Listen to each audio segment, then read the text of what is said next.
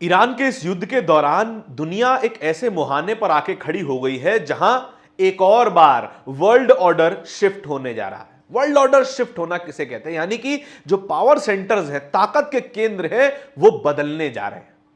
एक वक्त था कभी यूरोप ब्रिटेन के पास पावर का केंद्र हुआ करता था, फिर अमेरिका और रशिया के बीच दो ध्रुव बन गए पावर के, और आज वो ध्रुव सरकने वाले हैं और मौका इस बार है कि वो पावर का केंद्र एशिया में शिफ्ट होने जा रहा है। इस युद्ध में एक और चीज हुई है, वो बात है कि अमेरिका की जेब में छेद हो चुका है और डॉलरों का रिसाव हो रहा है। इतनी तेजी से अमेरिका का खर्चा इस युद्ध में बढ़ता चला जा रहा है कि वो नाकाबिले बर्दाश्त हो गया। इजराइल इस पूरे माहौल में सबसे ज्यादा फंसा हुआ दिखाई दे रहा है और ईरान वो कारण बनने जा रहा है जो कि इस वर्ल्ड ऑर्डर के शिफ्ट का बहुत बड़ा प्लेयर बनेगा। क्या है ये पूरी कहानी? इस वीडियो में आपको बताने जा रहा हूं। अमेरिका का खर्चा, इजराइल का नुकसान और ईरान की पूरी दुनिया में अहमियत क्या रहने वाली है, इसी विषय पर इस वीडियो में चर्चा करेंगे। साथियों नमस्कार, मेरा नाम धारण है, आप नेशनल दस्तक देख रहे हैं। अमेरिका की जेब में छेद हो गया है। अमेरिका इस युद्ध में कूदकर शायद अपने इतिहास की सबसे बड़ी गलती कर चुका है। अमेरिका ने एक ऐसे देश को समर्थन दिया जिस देश का इकलौता मकसद अशांति फैलाना है। इजराइल, जो कि अपने ग्रेटर इजराइल के सपने को लेकर इतना बौखला चुका है कि उसे ना तो इंसानी जान की कीमत समझ आ रही है, ना ही माली नुकसान समझ आ रहा है। पहले वो फिलिस्तीन को बर्बाद करता है, फिलिस्तीन में मासूम नौजवानों को, महिलाओं को, बच्चों को मारता है, गाजा को खत्म कर देता है, केवल मलबे के ढेर के सिवा कुछ नहीं बचता। और ये सब करने में उसे एक लंबा अरसा लगता है। लेकिन ईरान ने वही हाल इजराइल के साथ कर दिया है, एक ही महीने में मलबे में तब्दील कर दिया है। ऐसे देश का समर्थन अमेरिका कर रहा है और अमेरिका इजराइल के बहकावे में आकर सबसे बड़े फाइनेंशियल ब्लंडर में फंसा है। फाइनेंशियल ब्लंडर कैसे? एक एक दिन जो बीत रहा है इस युद्ध का, उस हर एक दिन में ईरान अमेरिका को 1000 कट्स के साथ मार रहा है। किल देम विद 1000 कट्स, यह थ्योरी इस्तेमाल की जा रही है। रोजाना उसके मिलिट्री इंस्टॉलेशंस पर हमला किया जा रहा है, रोजाना उसके एसेट्स को बर्बाद किया जा रहा है। यह तस्वीर देखिए, जहाज है, जहाज 2 टुकड़ों में तोड़ दिया गया है। यह ताकत है ईरान की।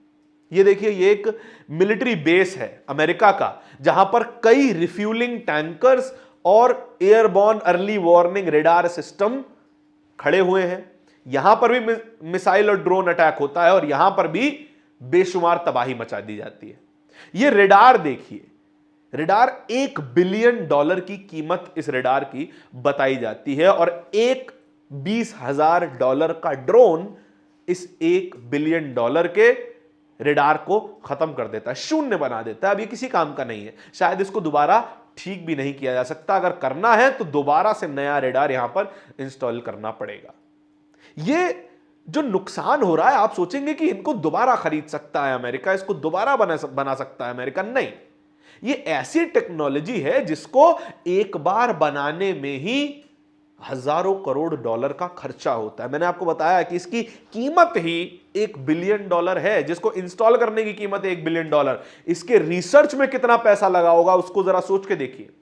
गैलियम नाइट्रेट बेस्ड है और गैलियम नाइट्रेट बेस्ड रेडार बनाने की शक्ति केवल और केवल अमेरिका जैसे कुछ देशों के पास है। अमेरिका के पास है, फ्रांस के पास है, रशिया के पास है और इजराइल के पास है। केवल ये 4 देश हैं जो गैलियम नाइट्रेट बेस्ड रेडार बना सकते हैं। और इसका रिसर्च कितना महंगा हुआ होगा उसको जरा सोच के देखिएगा। ये $1 बिलियन खर्चा।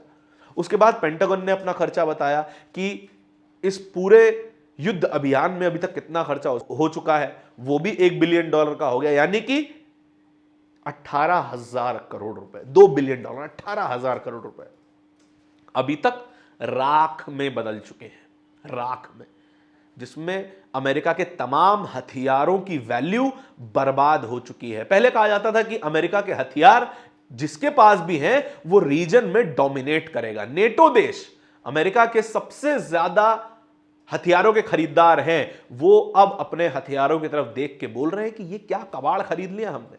क्यों? क्योंकि ईरान जैसे देश ने भी अकेले दम पे, अकेले, बिना किसी फॉरेन इंटरवेंशन के, रशिया या चाइना का थोड़ा बहुत कोई इंटरवेंशन रहा होगा टेक्नोलॉजी डेवलपमेंट करने में, लेकिन बराव 373 जैसे एयर डिफेंस सिस्टम बना लिए, जिसने F-35 लाइटनिंग 2 जैसे फाइटर जेट को मार गिराया। 5th जनरेशन फाइटर जेट है, उससे बेहतर फाइटर जेट और उससे ज्यादा इस्तेमाल किया जाने वाला 5th जनरेशन फाइटर जेट दुनिया में कोई नहीं है, और उसको बर्बाद कर देता है। कैसे? हीट सिग्नेचर पकड़ के।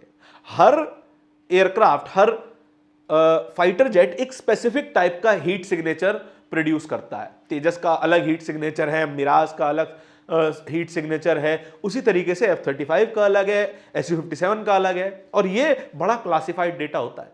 और अगर ये ईरान के पास है, यानी कि ये चाइना के पास भी है और ये रशिया के पास भी है, और क्या पता भारत के पास भी आ जाए और क्या पता भारत के पास भी आ जाए। तो लिहाजा इसके कारण F-35 की तो कोई कीमत नहीं बची। और अगर F-35 की कीमत को बर्बाद किया जा सकता है तो सोचिए F-15 का क्या होगा, F-16 का क्या होगा, F-18 का क्या होगा। उनको तो चुन चुन के चील पतंगों की तरह मारा भी जा रहा है। यह तो अमेरिका का हाल हो गया, और अमेरिका अब तो कांग्रेस से भीख मांगने की स्थिति में आ गया है। कह रहा है कि हमें $2 बिलियन और दे दो जलाने के लिए, और उसके युद्धपोतों का नुकसान, उसके जो शिप स्ट्रेट ऑफ हॉर्मुज में मारे गए उसका नुकसान, ये तो हमने अभी तक गिना ही नहीं है। करीबन 20,000 करोड़ का खर्चा अभी तक हो चुका है अमेरिका का, और 20,000 करोड़ फूंकने को तैयार बैठा है। इसीलिए मैं कह रहा था कि अमेरिका की जेब में छेद हो गया है। चलिए, जेब का छेद तो रफू भी किया जा सकता है, लेकिन जो देश में नुकसान हुआ है उसको कैसे भरेगा इजराइल? इजराइल वो देश जिसने तेहरान के ऑयल डिपॉजिट्स को बर्बाद कर दिया, उस देश में एसिड रेन करवाई। जब तेल डिपोज को उड़ा दिया गया तो तेल आग के साथ जल के आसमान में गया, आसमान से तेल बरसने लगा। इतना बड़ा इकोलॉजिकल नुकसान, इतना बड़ा इकोनॉमिकल नुकसान, उसका जवाब दे रहा है अब ईरान। ईरान ने इजराइल के उन तमाम ठिकानों पे हमला करना अब शुरू कर दिया है जो कि इजराइल की आर्थिक कमर तोड़ने वाला है, और इजराइल इसके बाद शायद खड़ा नहीं हो पाएगा। पहले ही इजराइल के आईडीएफ के चीफ ने कहा कि हम 900 दिन से युद्ध लड़ रहे हैं, 900 दिन से गाजा में, फिलिस्तीन में, लेबनान में, इन तमाम जगहों पे हम युद्ध लड़ रहे हैं, और अब हमारी क्षमता नहीं है इससे ज्यादा युद्ध लड़ने की। हमारे जो सैनिक हैं उनका मोराल डाउन है। इजराइल से खबरें आ रही हैं कि वहां की सेना जबरदस्ती युवाओं को पकड़ पकड़ के मिलिट्री में भर रही है और युद्ध के लिए भेज रही है। और आप समझ सकते हैं किस तरीके की स्थिति हो गई है। लिहाजा इजराइल यह कह चुका है कि अब हम अमेरिका के साथ, अगर वो अपने सैनिकों को खार्ग द्वीप पे उतारता है या फिर मेनलैंड ईरान में उतारता है, तो हम उसका साथ नहीं देंगे।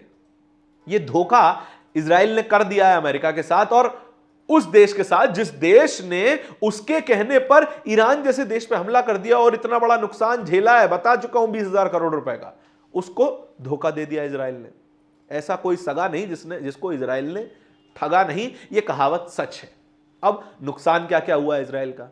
डिमोना में रिपोर्टेडली बताया जा रहा है, कथित तौर पर बताया जा रहा है कि जो उनकी न्यूक्लियर फैसिलिटी थी उसको उड़ा दिया गया है।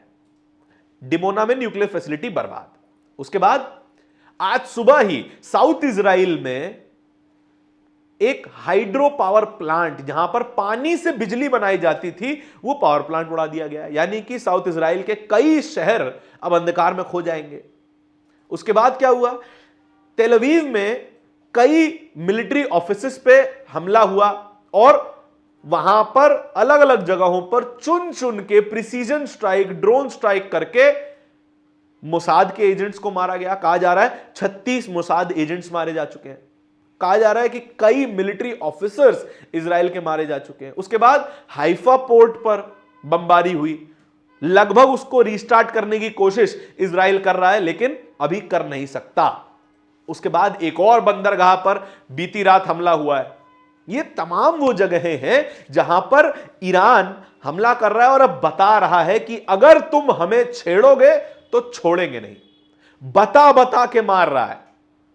ईरान के आईआरजीसी के प्रवक्ता बता बता के कह रहे हैं कि हम अगला टारगेट किसको बनाने वाले हैं, बता रहे हैं वहां से सिविलियंस को हटा लो, भाग सको तो भाग लो, वरना छोड़े नहीं जाओगे। अगर भाग भी लिए तो कब तक भाग पाओगे।